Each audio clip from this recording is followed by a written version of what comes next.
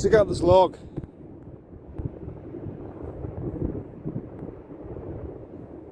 It's buried in the sand. This came in on the tide behind me. I'm going to make a video with the camera on the log here.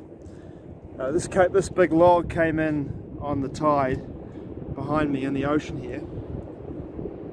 This camera does no justice to how big that swell is out there. It's fucking huge.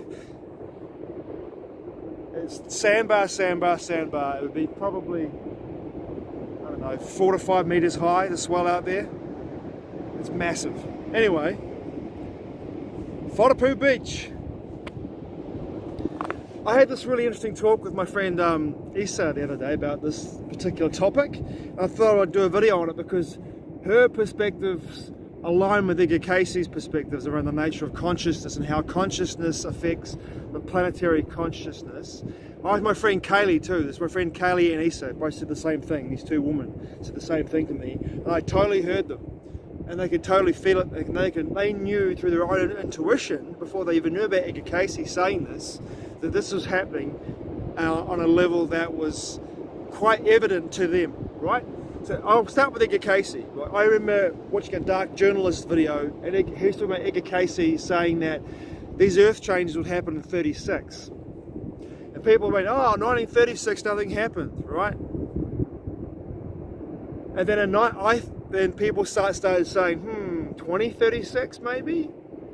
And then of course, Graham Hancock wrote the book America Before, and in that book he details how as we enter into the Toroidal asteroid stream, two big areas of that stream where massive objects are, in 2032 and 2036, there's a chance that one of those objects could become activated by our planetary geometry, our planetary electromagnetic energy, could activate one of those gigantic comets that are currently inactive due to the nature of our distance we come into that area, could activate through our resonance, our planetary resonance, and that also includes all life, all conscious life on this planet at that time, right?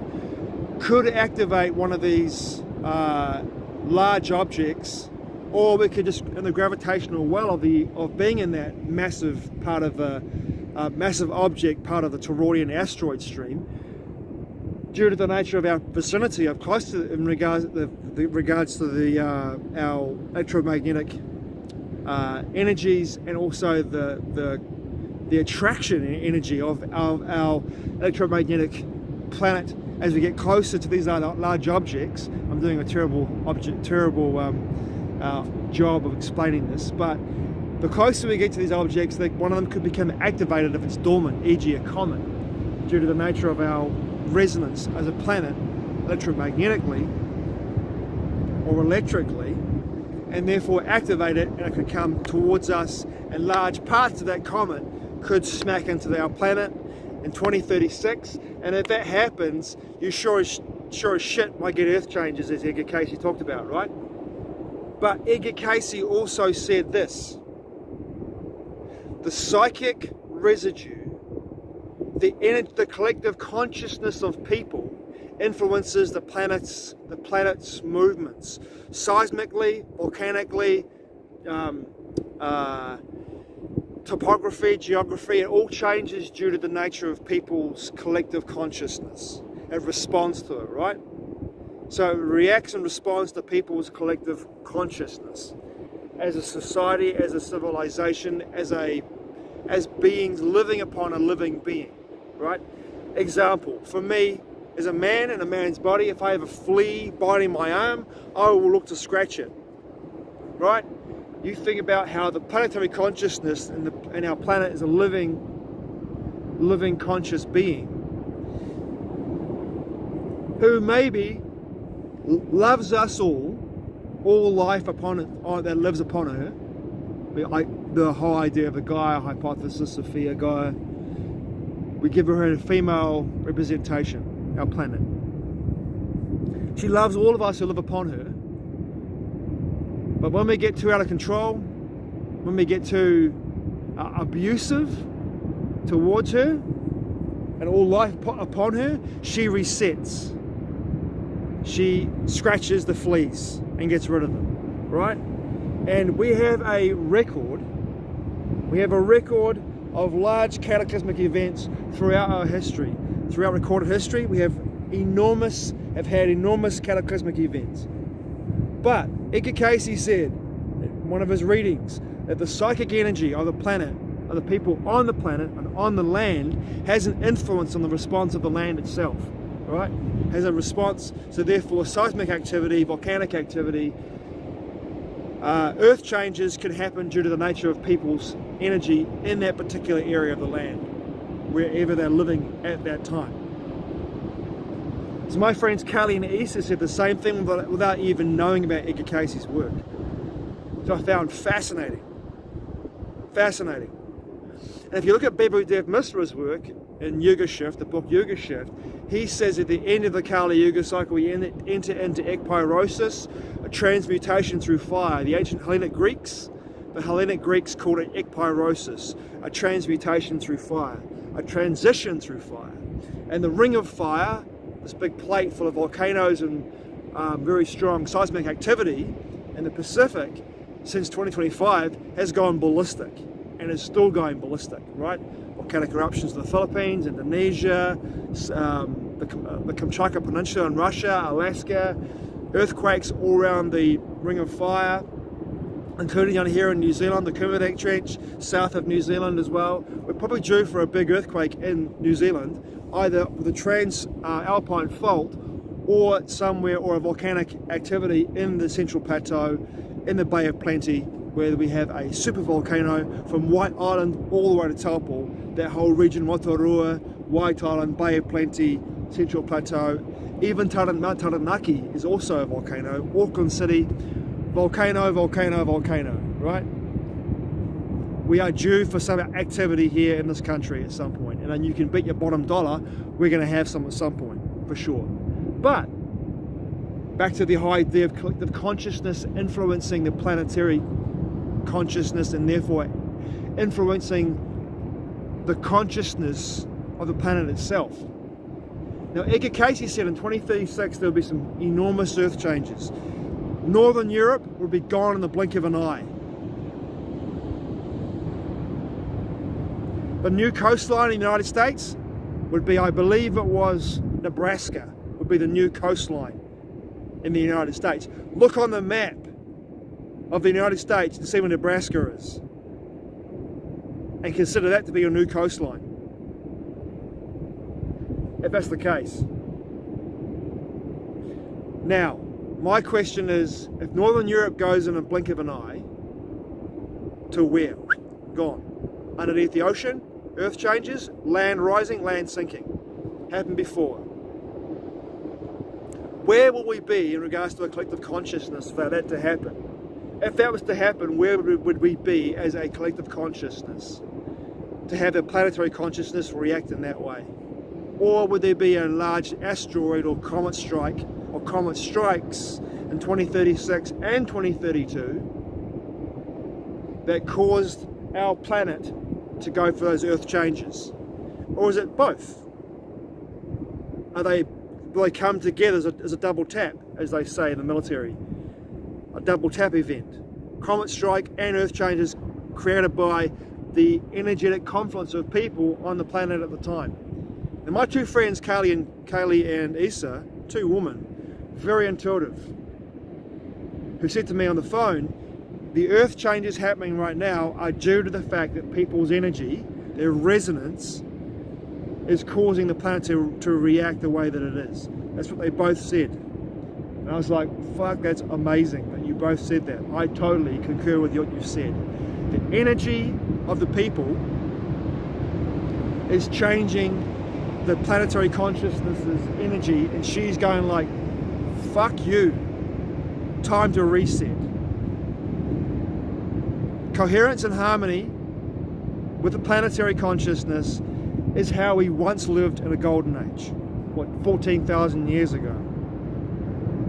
We're moving back towards that, and people are beginning to, over the last few thousand years, even during the Kali Yuga cycles, the descending and ascending Kali Yuga cycles, people still lived in harmony with the planetary consciousness. And isn't it weird, not really, but that the colonists from Europe who went through North America, Central America, South America, and Africa, and Asia, basically took all those people living in coherence with the land, with the land beneath their feet for hundreds of generations, enslaved them, tortured them, killed them, removed them from their land, broke their connection to the land. Isn't that interesting? Like some forces moving through the European colonists for them to do that. What do you think? Anyway, beside the point. So this energetic shift that is happening now, I have questions around the nature of that. If in 2036, if Edgar Cayce is correct, that Northern Europe gone in a blink of an eye, gone in a blink of an eye. How far north are we talking? And what happens before that happens? Are we going to have a global conflict that kicks off in Europe where NATO goes to war with Russia and therefore the entire European continent is a fucking mess? It's just forget about it. No one can live there anymore. No one can live there because nuclear strikes all over the place. Or weapons even crazier and more powerful and more devastating than nuclear strikes and nuclear weapons are used by Russia and NATO and the United States against Russia or against countries in NATO and Europe. And then therefore the entire European continent mass is just like a fucking wasteland. And UK, Central Southern Europe, maybe parts of West Asia, crikey, maybe even the whole Northern Hemisphere. I saw a map on Adapt 2030 where David Dubine showed that 73%, was it 75%? Might have been 73%. It could even be 77% of the world's population lives in the Northern Hemisphere. Is it any wonder why the tech bros want to buy land down here in New Zealand, the South Island, or live in Argentina and live in the Southern Hemisphere? For what reason do they know, and what do they know why they want to live in New Zealand, in Central Otago? Why would they want to buy land down there in Central Otago, or why would they want to move to Argentina? Now I think the Argentina thing, Cessna, I think the Argentina thing, Peter Thiel, is something to do with Nazi International. I'm just saying. That's why I think. It's something to do with the Nazi International in Argentina. That's why I think Peter Thiel's gone down there. But anyway, he's got land and a property down in the South Island, which is just down that way over there. Peter Thiel has. And his tech bros all want to buy land down there, get citizenship, and have bunkers down there. Which I think is kind of like, you're missing the point. You're not going to make it through, guys. I'm sorry. But anyway, due to the nature of what you're doing, your contracts that you are creating with the populace, the tech bros, the offers that you're making are out of alignment with natural law, and therefore you're gone. Call it flushes, you're gone. Anyway, off topic. So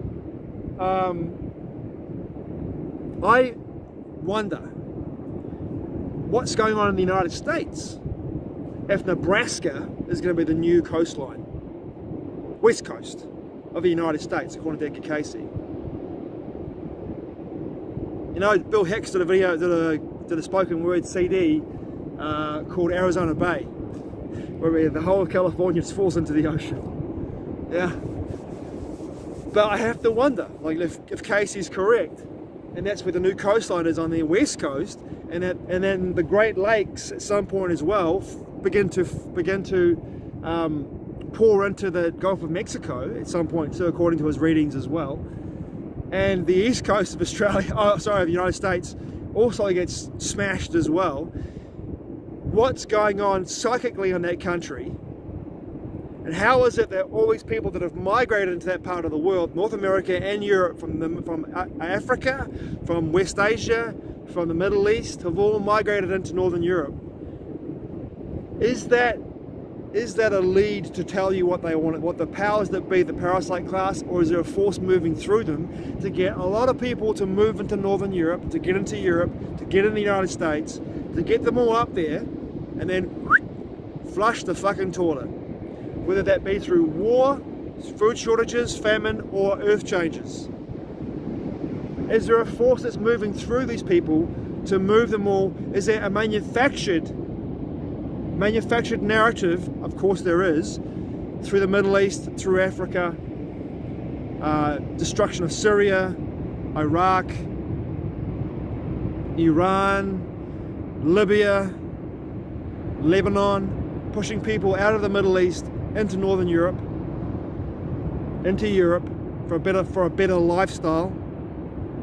And the young men that are going in there, most of these people are young men going into all of a fighting age, and we're already seeing that beginning to happen. As David Icke famously said as well, many years ago, these young fighting age men who are all going into Europe, at some point they're going to be activated and you'll have civil war. Plus you'll be fighting a war against Russia potentially, if you live in Europe. Potentially. Germany's pretty much, the powers that be in Germany, completely bonkers. Not the people, the parasite class in Germany are already rattling the sabers for war against Russia, right? The Germans who murdered, maimed, raped and killed. We're talking about the Nazi party here, of course, not the people from Germany themselves, but of course there were people within the Nazi party army, the German military in the Second World War that did this. What was it, something like 35 million Russians murdered by the Nazis? Well, they want to do it all over again. It's pretty obvious that the Germans are getting, well, the German parasite class are getting ready to also invade Russia again and do it all over again, or invade it with drones or with other tech. Madness. So this is happening, right? And I'm wondering, I'm pondering, I'm questioning around the nature of this energy, right? The psychic collective. And I did a video before about the narratives being offered, the offers being made, and people acquiescing to those offers in the public sphere, not knowing who they are and giving their authority over to a parasite class. It's happened for a fucking long time and it happens every day. People act in fraud every day, they buy into fraud every day. The public system is all based upon fraud. And people every day acquiesce to it. They take offers from the public system, not knowing who they are, not knowing who their real authority is themselves and their creator, not knowing this, or if they know it, they don't live by that law, L-O-R-E, and therefore take the offers at hand given to them, right? Which leads to me saying, once again, the narrative's being played out by the parasite class. All they have to do is make the offer. And when people acquiesce to it, create joinder and contract to it, the offer becomes a narrative.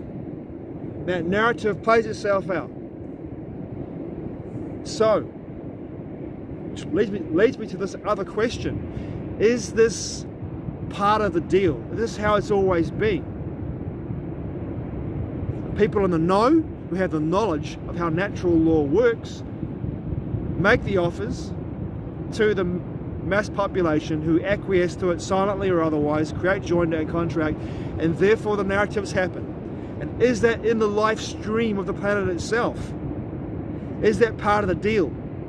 Are these people who make these offers, the parasite class, in the life stream of the planet itself and know that this has to happen? They have to do this in order for people to get to certain areas of the planet, to be in those certain areas, to psychically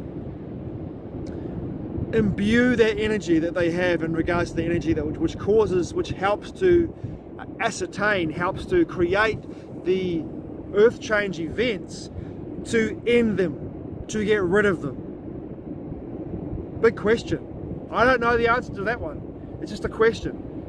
Are the parasite class actually in the life stream of the planetary consciousness and are doing her a solid by putting all the people who acquiesce to those narratives into locations geographically on the planet? So when the earth changes happen, and when they also imbue their energies into the earth by being where they are and also acquiescing to the narratives, that psychic residue, that psychic energy, that resonance goes into the earth and then creates the earth changes that takes them out, which ends civilization as we know it, and takes the mass populace of people who are in that world of not obeying natural law. See you later. Because my thing is, I look back at Atlantis, right? And yes, there was a technological experience, the use of a two-eye stone, tuning it too high, as Edgar Cayce said, which caused earth changes. But I wrote a book called Entwined, and in that book, and I'm not going to give you any spoilers, but in that book I saw something else happening at the same time as that happened. I saw another event, a sky event, that happened exactly at the same time as that crystal, the two-eye crystal, the energy source that powered Atlantis, was turned up too high by the Belial group as a weapon. I saw something else happening, a sky event at the same time happening, which was manufactured to also induce the earth changes that wiped out Atlantis, that wiped out large portions of all of the civilizations around the entire planet, and maybe wiped out civilizations in the Gobi Desert, in Africa, in Asia, in Central and South America, wiped all those cultures and civilizations out due to the nature of what the energy was. And I'm wondering at that time, I don't know the answer to this question either, what was the energetic resonance of the people living on the planet at the time of the descending golden age that would have caused those earth changes if it had not been for the manufactured earth changes that were maybe piggybacked upon in regards to the life stream earth changes of this Yuga cycle. Because as you go from you go into a descending golden age down into descending Triccia, silver age, you had the Younger Dryas event. 1200 years of apocalypse, the flood, just saying.